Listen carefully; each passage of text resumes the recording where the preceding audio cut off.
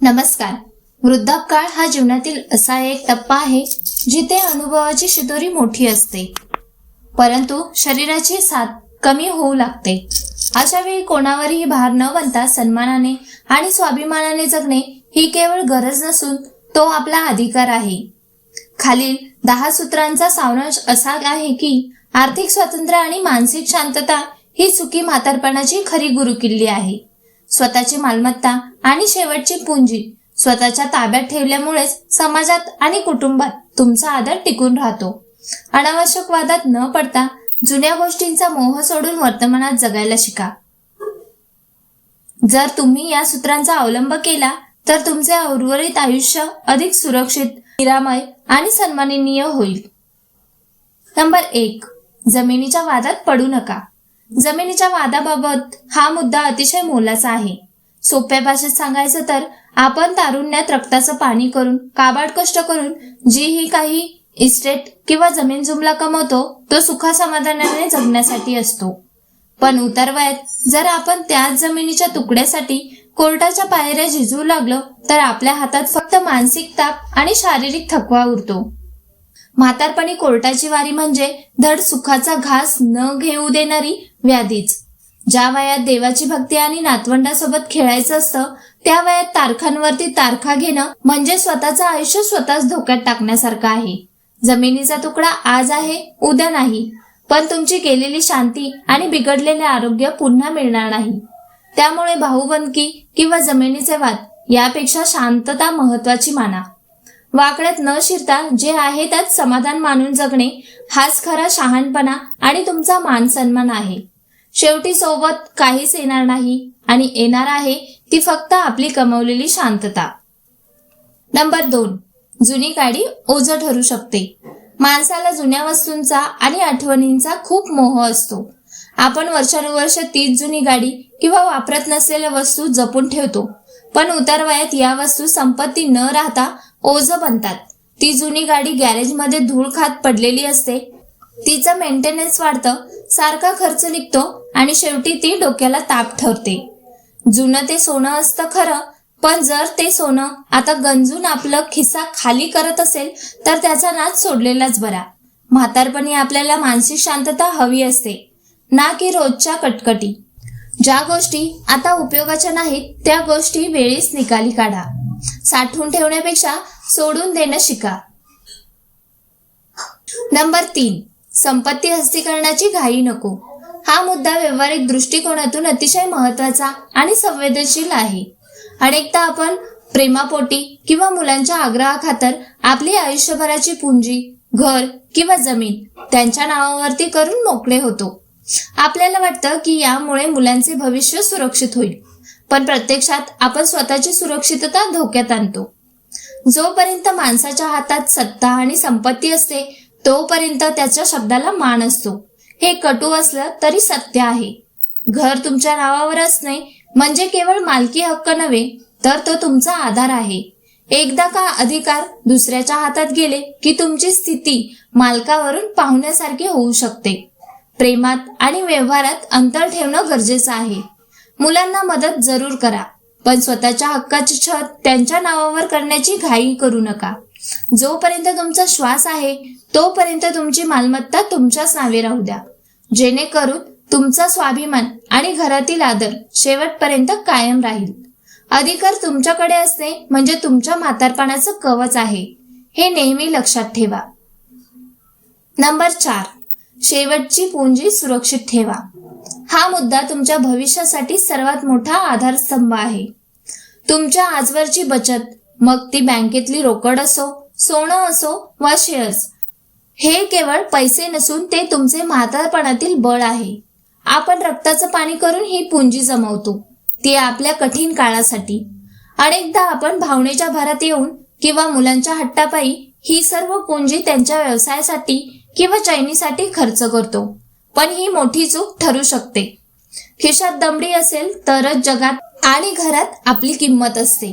उद्या जर एखादा आजारपण आलं किंवा एखादी निकड भासली तर कुणासमोर हात पसरण्याची वेळ येऊ नये यासाठी ही शिदोरी गाठीशी असणं गरजेचे आहे. आर्थिक स्वातंत्र्य असेल तरच तुम्ही कोणावरही ओझं न बनता ताठ मानेने जगू शकता. मुलांवर प्रेम जरूर करा, त्यांना जमेल तशी मदत करा, पण स्वतःच्या अस्तित्वाची ढाल असलेली ही शेवटची पुंजी कधीच कोणाच्या स्वाधीन करू नका. ही पुंजी म्हणजे तुमच्या सन्मानाची सुरक्षा आहे. ती शेवटपर्यंत जपून ठेवा. तुमची बचत सुरक्षित तरच तुमचं म्हातारपण सुरक्षित. नंबर 5. मुलांच्या घरात चिकटून राहू नका. हा मुद्दा कौटुंबिक शांतता आणि तुमच्या स्वतःच्या आनंदासाठी अतिशय मोलाचा आहे. मुलं मोठी झाली की त्यांचा स्वतःचा एक संसार असतो. त्यांच्या आवडीनिवडी आणि निर्णय घेण्याची पद्धत वेगळी असते. आपण वडीलधारा म्हणून त्यांना सल्ला नक्कीच द्यावा, पण त्यांच्या प्रत्येक गोष्टीत डोकं खुपसणं किंवा त्यांच्या निर्णयावरती ताबा मिळवण्याचा प्रयत्न करणं टाळलं पाहिजे. लेका सुनांच्या संसारात मिठासारखं विरघळून जावं, पण त्यांच्या डोळ्यात खुपसणारी काडी बनू नये. तुम्ही त्यांच्या घरात चिटकून राहण्यापेक्षा स्वतःचं एक स्वतंत्र विश्व तयार करा. आपले जुने मित्र, वाचनाची आवड किंवा एखादा छोटासा छंद यात मन रमवा. तुम्ही जितके स्वतःच्या आनंदात मग्न राहाल तितकाच तुमचा मान वाढेल. मी नाही तर कसं होईल हा भ्रम सोडून द्या. त्यांना त्यांचं आयुष्य जगू द्या आणि तुम्ही तुमच्या म्हातारपणाचा आनंद घ्या. मुलांच्या निर्णयात लुडबुड न करता लांबून फक्त आशीर्वाद देणारी सावली बना. यामुळे घरातलं वातावरणही गोड राहील आणि तुमचा सन्मानही शेवटपर्यंत टिकून राहील. स्वावलंबन हीच खरी सुखाची गुरुकिल्ली आहे. नंबर 6. तीर्थयात्रेसाठी कोणाची वाट पाहू नका. अनेकदा म्हातारपणी माणसाला वाटतं की आपण आयुष्यभर मुलांसाठी कष्ट केले, आता त्यांनी आपल्याला तीर्थयात्रेला किंवा फिरायला नेले पाहिजे. आपण वाट पाहतो की मुलाला सुट्टी मिळेल तेव्हा तो प्लॅन करेल, पण आजच्या धावपळीच्या युगात मुलांकडे वेळेचा अभाव असू शकतो, ज्यामुळे तुमची ओढ अधुरी राहते. साध्या भाषेत सांगायचं तर तुमची इच्छा तुमची आहे, ती पूर्ण करण्याची जबाबदारीही तुमचीच ठेवा. शरीर जोपर्यंत धडधाकट आहे, पाय साथ देत आहेत आणि डोळ्यांनी स्पष्ट दिसतंय, तोपर्यंत कोणाचीही वाट न पाहता बाहेर पडा. मुलांनी सोबत यावं हा हट्ट सोडा. तुमचे मित्र किंवा समवयस्कर नातेवाईक यांच्यासोबत छोटे मोठे प्लॅन्स करा. स्वतःची तिकीट स्वतः काढा आणि फिरून या. आज तुम्ही फिरला तर तो आनंद तुम्ही मनसोक्त घेऊ शकाल. उद्या जर शरीर थकलं तर इच्छा असूनही काही करता येणार नाही. त्यामुळे स्वतःच्या आनंदासाठी कोणावरही अवलंबून न राहता वेळेचा सदुपयोग करा आणि तीर्थयात्रा आनंदाने पूर्ण करा. नंबर 7. खाण्यापिण्याचे लाड पुरवा. आयुष्यभर आपण मुलाबाळांच्या आवडीनिवडी जपल्या, त्यांच्यासाठी पथ्य पाणी पाळलं आणि संसाराच्या ओढाताणीत स्वतःच्या जिभेचे चोचले नेहमी बाजूला सारले. पण उतार वयात शरीर थकतं आणि मन मात्र जुन्या चवींना आसुसलेलं असतं. खरं सांगायचं तर अहो उद्याचं कोणी पाहिलंय, आज समोर ताट आलंय तर त्याचा मनापासून आस्वाद घ्या. याचा अर्थ असा नाही की जे शरीराला अपायकारक आहे ते खावं, पण जे मनाला तृप्त करतं आणि जे शरीर आनंदाने पचवू शकतं ते खाताना कसलाही संकोच करू नका. हे खाऊ का नको किंवा मुलं काय म्हणतील या विचारात स्वतःला मारू नका. जे आरोग्यदायी आहे आणि जे तुम्हाला मनापासून आवडतं ते अगदी हक्काने आनंदाने खा. शेवटी पोट शांत आणि तृप्त असेल तरच मन प्रसन्न राहतं आणि चांगली झोप लागते. त्यामुळे स्वतःच्या आवडीची चव चाखायला अजिबात लाजू नका, कारण आनंदाने खाल्लेला घास हाच खरा आरोग्याचा मंत्र आहे. नंबर 8. स्वतःच्या आरामाची व्यवस्था करा. आपण आयुष्यभर कुटुंबासाठी धावपळ करतो. मुलांच्या शिक्षणासाठी आणि सुखासाठी स्वतःच्या आरामाकडे दुर्लक्ष केलं.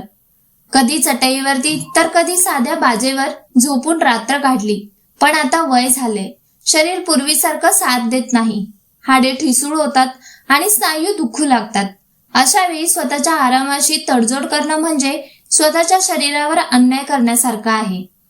खरं सांगायचं तर जशी म्हातारी बैलजोडी विसाव्याला शोधते, तसा आपल्या शरीरालाही आता मऊ आणि उबदार आधाराची गरज आहे. उगाच कशाला खर्च करायचा हा विचार आता डोक्यातून काढून टाका. हा खर्च नसून तुमच्या आरोग्यात केलेली गुंतवणूक आहे. चांगलं फर्निचर आणि शांत खोली तुम्हाला शारीरिक व्याधींपासून दूर ठेवेल. स्वतःच्या सुखाचा विचार करणं हा तुमचा अधिकार आहे. त्यामुळे आता तरी स्वतःला सुखात ठेवा आणि आरामाला महत्त्व द्या. शेवटी शरीर सुखी तर मन सुखी. नंबर 9, झोप हेच खरे औषध. हा मुद्दा आपल्या आरोग्यासाठी आणि दीर्घ आयुष्यासाठी सर्वात प्रभावी नैसर्गिक औषध आहे. जसजसे आपले वय वाढते तसतशी शरीराची झीज भरून काढण्याची गती मंदावते. दिवसभराच्या हालचालींमुळे थकलेल्या स्नायूंना आणि मेंदूला पुन्हा ताजेतवाने करण्यासाठी शांत झोप हाच एकमेव मार्ग आहे. झोप ही शरीराची सर्व्हिसिंग आहे. जेव्हा आपण गाढ झोपतो तेव्हा आपले शरीर स्वतःची दुरुस्ती करत असते. अपुरे झोपेमुळे चिडचिड वाढते, विसरभोळेपणा येतो आणि रक्तदाबासारखे आजार बळावतात. जर तुम्ही 7 ते 8 तास शांत झोप घेतली तरच तुमचे मन प्रसन्न राहते आणि अर्धे आजार औषधांशिवाय बरे होतात. झोपण्यापूर्वी मनातील चिंता, विचार आणि मोबाईल बाजूला ठेवा. शांत वातावरणात घेतलेली विश्रांती तुम्हाला दुसऱ्या दिवशी पुन्हा उत्साहाने जगण्याची शक्ती देते. लक्षात ठेवा, म्हातारपणात चांगल्या झोपेपेक्षा महागडे औषध दुसरे कोणतेही नाही. त्यामुळे स्वतःच्या विश्रांतीशी कधीही तडजोड करू नका, कारण शांत झोप हेच निरोगी जीवनाचे खरे गुपित आहे. नंबर 10, एकटेपणाचा स्वीकार करा. हा मुद्दा जीवनात सर्वात मोठं आणि कटू सत्य सांगणारा आहे. पण जर ते नीट समजून घेतलं तर तेच आपल्याला सर्वात जास्त सुख देतं. आपण संपूर्ण आयुष्य नाती जपण्यात, मुलाबाळांसाठी राबण्यात आणि लोकांच्या गराड्यात घालवतो. पण उतार वयात अशी वेळ येते जेव्हा मुलं आपल्या कामात व्यस्त होतात, मित्र नातेवाईक दुरावतात आणि अचानक आपल्याला एकटेपणा जाणवू लागतो.